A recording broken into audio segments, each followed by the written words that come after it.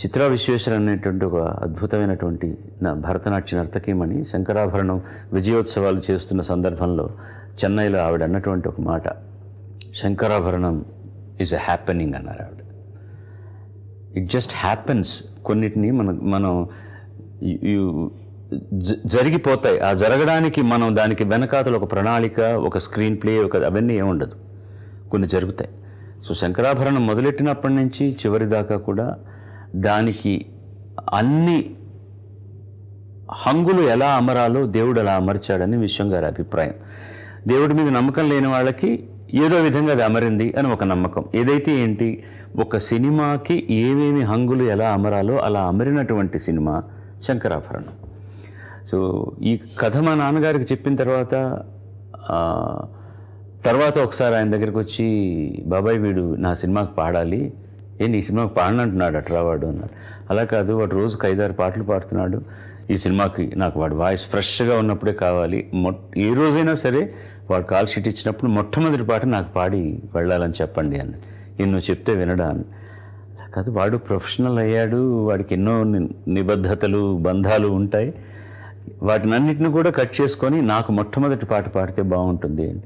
వినకపోతే చెంప మీద పగలగొట్టు అన్నారు ఆయన. చెంప పగలగొట్టు వాడికి వినకపోతే, ఇట్లాంటి అవకాశం వాడికి వస్తుందని. ఇది నా దగ్గరికి రావడానికి ముందర జరిగింది.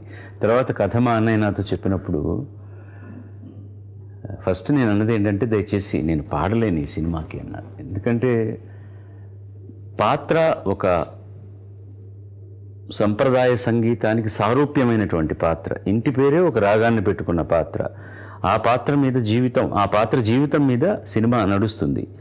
ఆ పాత్ర పాడే పాటలు నేను పాడుతూ, రేపు బాగా పాడాడు బాలసుబ్రహ్మణ్యం, కానీ దాంట్లో ఉండవలసినటువంటి పద్ధతిలో లేదు.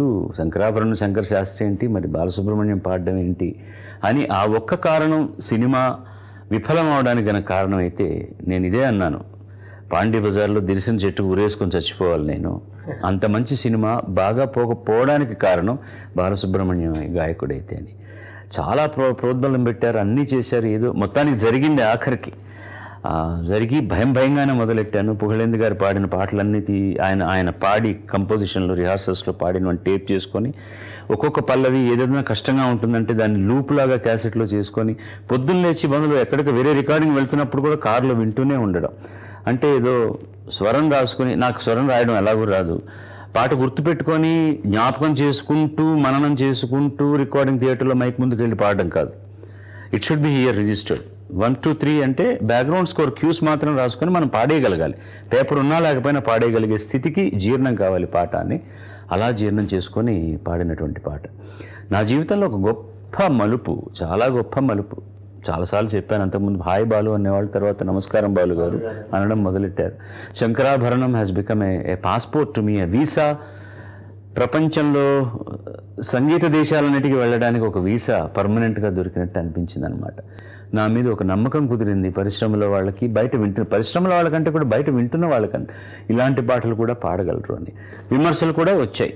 అది అంత ధీర గంభీరంగా లేదు, సినిమా పరంగా ఉన్నటువంటి క్లాసిసిజం ఉంది తప్ప మహానుభావులు పాడుంటే బాగుండేది అని ఒక వర్గం అన్నారు. కానీ అది కూడా నన్ను ఇబ్బంది పెట్టింది. నిజమే, అది అందులో ఏ విధమైనటువంటి లోటు లేదు.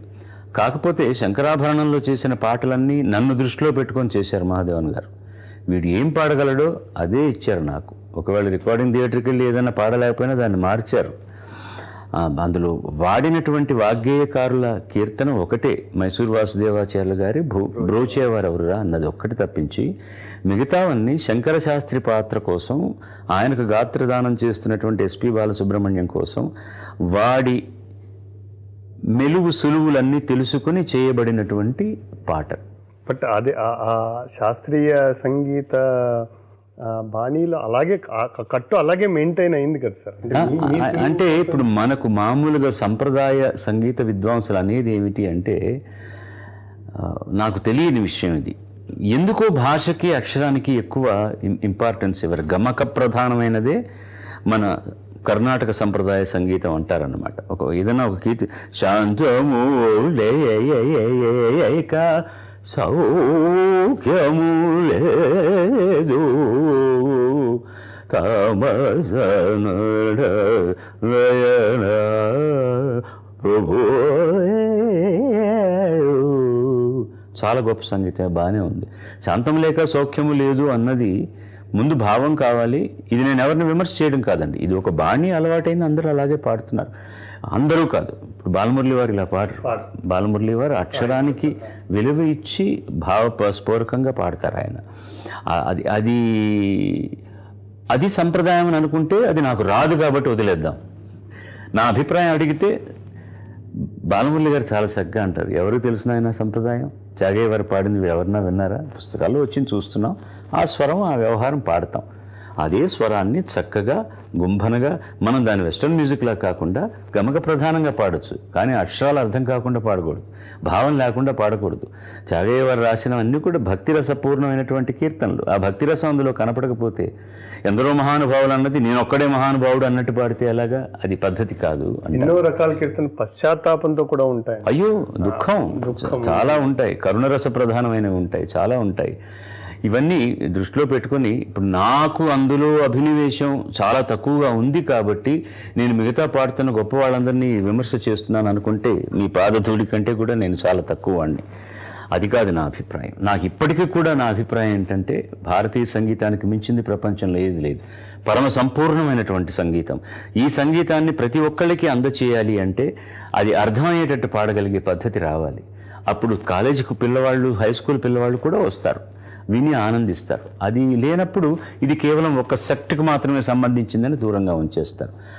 ఆ సంఖ్యలను బద్దలు చేసినటువంటి సినిమా శంకరాభరణం. ఇలా కూడా ఉండాలి, ఇలా కూడా ఉండవచ్చు, ఇలాగే ఉండాలని చెప్పలే, ఇలా కూడా ఉండవచ్చు అన్న. ఇలాగే ఉండాలి అంటే అది గర్వం, ఇలా కూడా ఉండవచ్చు అంటే వినయంగా చెప్పే మాట. ఆ సవినయంగా మాకు తెలిసినటువంటిది మేము చేస్తున్నామని విశ్వం గారు దాన్ని ప్రజెంట్ చేశారు. దాంట్లో అందరూ అలా పనిచేశారు. దానికి రావాల్సినటువంటి అత్యద్భుతమైనటువంటి ఆదరణ ప్రేక్షకుల మూలంగా వచ్చింది. ఒక రకంగా అది చాలా మంచి ప్రయత్నం అనే చెప్పాలి కదా. మీరు చెప్పినట్టుగా భారతీయ సంగీతము ఎంత గొప్పది అంటే అది కేవలం ఒక వర్గం వారికి పరిమితం అయిపోకుండా భారతీయులందరికీ శంకరాభరణం సినిమా ద్వారా సామాన్యుడు కూడా ఇంత గొప్ప సంగీతాన్ని ఆస్వాదించే అవకాశం విశ్వనాథ్ గారు ఈ సినిమా ద్వారా ఇచ్చారేమో, చేరువయ్యేలా చేశారేమో. ఆయన ప్రయత్నం వల్ల అది సఫలీకృతమైంది. అది చేయాలన్న దృష్టితో ఆయన చేయలేదు. ఒక కథ అనుకున్నారు, దాన్ని అందంగా అల్లారు. దానికి ఆయన అనుకున్న సంగీత దర్శకుడిని పెట్టుకున్నారు, ఆయన అనుకున్న కవిని పెట్టుకున్నారు, ఆయన అనుకున్న నటులను పెట్టుకున్నారు. అవన్నీ మన చిత్తశుద్ధితో చేస్తే దీని ఫలితం ఎంత వచ్చినా సరే తోడుకున్నంత వాడికి తోడుకున్నంత అనుకున్నారు. చాలా లక్షణమైనటువంటి లక్షల ఫలితాలు ఇచ్చింది అది. కరెక్ట్. ఇప్పుడు ఆ ప్రయత్నంలో మీరు ఒక వాహికలాగా దానికి తప్పకుండా నా గాత్రం ఆ సినిమాకు చాలా ముఖ్యమైనటువంటి అంగం.